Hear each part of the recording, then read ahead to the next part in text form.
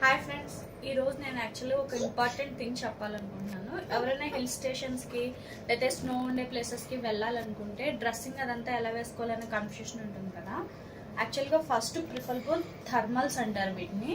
ఏ వాతావరణంలో అయినా సరే బాడీ టెంపరేచర్ని ఈక్వల్గా మెయింటైన్ చేస్తాయి అన్నమాట. 3 లేయర్ డ్రెస్సింగ్ అనేది మెయింటైన్ చేయాలి ఎప్పుడు స్నోస్కి వాటికి వెళ్ళినప్పుడు. ఇది థర్మల్, ఇది కూడా లోపల 3 లేయర్ ఉంటుంది అనమాట.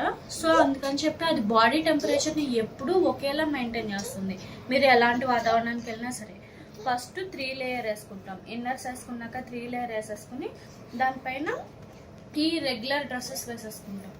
ఇవి థిన్ ఉన్నాయి థిక్ ఉన్నాయి అని ఏం ఆలోచించక్కర్లేదు థర్మల్ వేసుకున్న తర్వాత. సో ఈ థర్మల్ వేసుకుని పైన షర్ట్ వేసేసుకుని ఆ తర్వాత ఇది నార్మల్ జాకెట్స్ అనమాట. మనం రెగ్యులర్గా వింటర్లో ఇంటి దగ్గర వేసుకుంటూ ఉంటాం కదా, అలాంటి జాకెట్స్. ఈ జాకెట్స్ వేసేసుకుంటాము. ఇది వేసుకున్న తర్వాత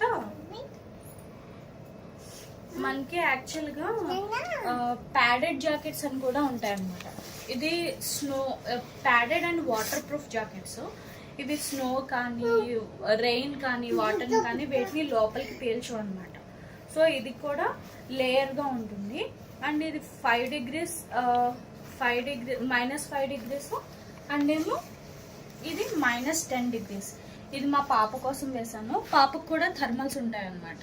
సో అలా ఏ ఏజ్ వాళ్ళకన్నా థర్మల్స్ ఉంటాయి. అందరికీ 3 లేయర్ ప్రిఫరబుల్, పిల్లలకైతే మెయిన్గా ప్రిఫరబుల్. ఇదేమో -10 degrees కూడా ఆపుతుంది అండ్ వాటర్ ప్రూఫ్. ఇదేమో బాబుకి అనమాట. ఇది -5 degrees ఆపుతుంది. ఇది కూడా 3 లేయర్ ఉంటుంది. దీనికంటే కొంచెం థిన్ ఉంటుంది అనమాట. సో ఇవి 3 లేయర్ డ్రెస్సింగ్ అనేది థర్మల్స్ మస్ట్ అండ్ షుడ్ వాడాలి.